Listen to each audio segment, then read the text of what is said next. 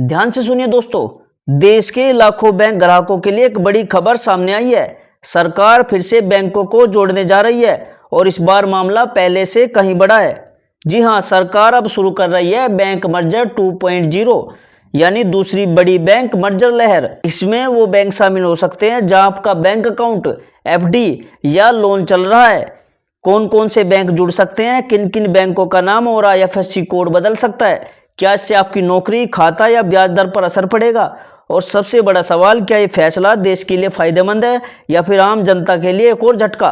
तो दोस्तों, पूरा सच मैं आपको इसी वीडियो में बताने वाला हूं, इसीलिए वीडियो को एंड तक जरूर देखना, क्योंकि हर लाइन में एक नया खुलासा होने वाला है और अगले कुछ मिनटों में आप समझ जाओगे कि 2026 तक भारत का बैंकिंग सिस्टम कितना बदलने वाला है। चलो पहले समझते हैं कि आखिर ये बैंक मर्जर 2.0 है क्या। दोस्तों, कुछ साल पहले सरकार ने 10 सरकारी बैंकों को मिलाकर 4 बड़े बैंक बना दिए थे ताकि बैंकिंग सिस्टम मजबूत हो सके और घाटे में चल रहे छोटे बैंकों को सहारा मिल सके।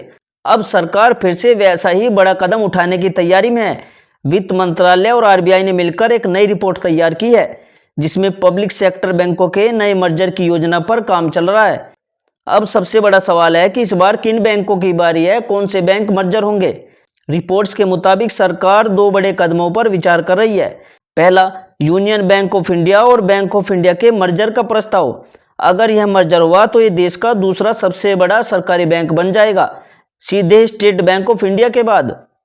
दूसरा, इंडियन ओवरसीज बैंक और इंडियन बैंक को मिलाने पर भी चर्चा चल रही है। दोनों दक्षिण भारत की जड़ें रखने वाले बैंक है और इन्हें मिलाकर एक मजबूत साउथर्न पीएसयू बैंक बनाया जा सकता है। इसके अलावा पंजाब एंड सिंध बैंक और बैंक ऑफ महाराष्ट्र के निजीकरण की संभावना पर भी विचार चल रहा है।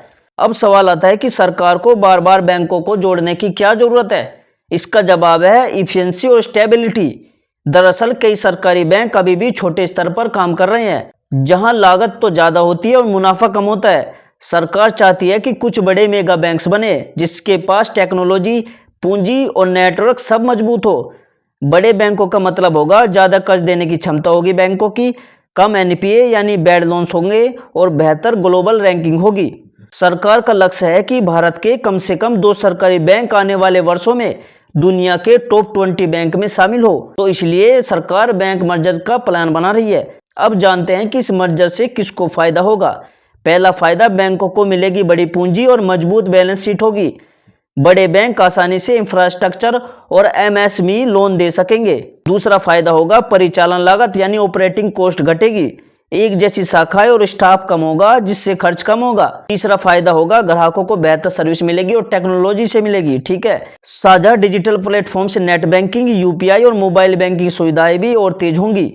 चौथा फायदा होगा जोखिम प्रबंधन आसान होगा, क्योंकि अब हर बैंक की बड़ी पूंजी के साथ झटका झेलने की क्षमता बढ़ेगी। दोस्तों, अगर बैंक मर्जर होते हैं तो इनके कुछ नुकसान भी होंगे, क्योंकि हर सिक्के के 2 पहलू होते हैं। तो चलिए देखते हैं इसके नुकसान क्या हो सकते हैं। पहला नुकसान होगा कि कई बैंक शाखाएं बंद हो जाएंगी या मर्ज होंगी, जिससे कुछ क्षेत्रों में ग्राहकों को परेशानी होगी, बैंक खाताधारकों को परेशानी होगी। दूसरा, कर्मचारियों पर भी असर पड़ सकता है, यानी जो बैंक में काम करते हैं उन पर भी असर पड़ेगा।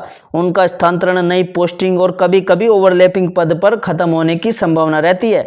तीसरा, सिस्टम इंटीग्रेशन की चुनौतियां होंगी। हर बैंक का अपना आईटी और कोर बैंकिंग सिस्टम होता है। 2 बैंकों को जोड़ना आसान नहीं होता, डेटा सर्वर और प्रोसेस करने में महीनों लग जाते हैं। चौथा, बैंक की अपनी पहचान खत्म हो जाती है, जैसे Allahabad bank, syndicate bank, oriental bank of commerce. आज ये बैंक सिर्फ इतिहास में शामिल है। कब लागू होगा ये बैंक मर्जर 2.0?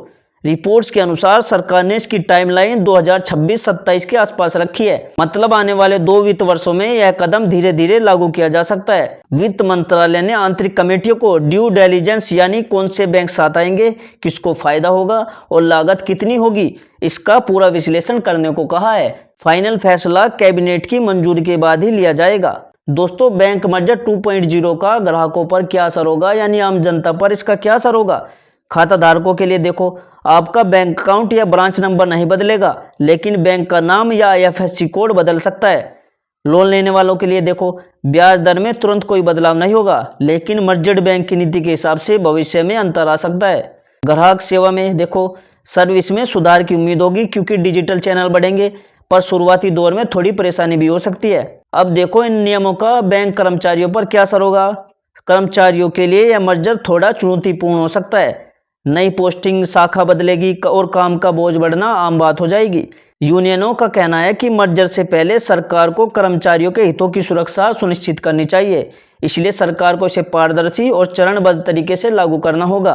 अगर यह योजना सफल रही तो भारत में बैंकों की संख्या कम होगी लेकिन ताकत ज़्यादा होगी। हमारे पास होंगे 4-5 बहुत बड़े सरकारी बैंक जो अंतर्राष्ट्रीय स्तर पर मुकाबला कर सकेंगे। इससे देश की अर्थव्यवस्था को लंबी अवधि में फायदा होगा, इन्वेस्टमेंट बढ़ेगी, क्रेडिट फ्लो आसान होगा और भारत का बैंकिंग सेक्टर ग्लोबल लीग में शामिल हो सकता है। लेकिन एक सवाल मैं आपके लिए छोड़ता हूँ, क्या यह मर्जर सही दिशा में उठाया गया कदम है या इससे बैंकिंग में और उलझने बढ़ेंगी? अपनी राय कमेंट में जरूर बताइएगा। आपका बैंक कौन सा है और क्या आप चाहते हैं कि वो किसी दूसरे बैंक में मर्ज हो जाए? तो दोस्तों, यह थी पूरी खबर बैंक मर्जर 2.0 की। दोस्तों, भारत के बैंकिंग इतिहास में एक और बड़ा बदलाव आने वाला है। ठीक है, अगर वीडियो पसंद आई हो तो वीडियो को लाइक करो, इसे शेयर करो और चैनल को सब्सक्राइब करना मत भूलो ताकि बैंकिंग और फाइनेंस से जुड़ी हर खबर आप तक सबसे पहले पहुंचे। मिलते हैं अगले वीडियो में एक नई खबर और नई जानकारी के साथ। तब तक के लिए जय हिंद, जय भारत।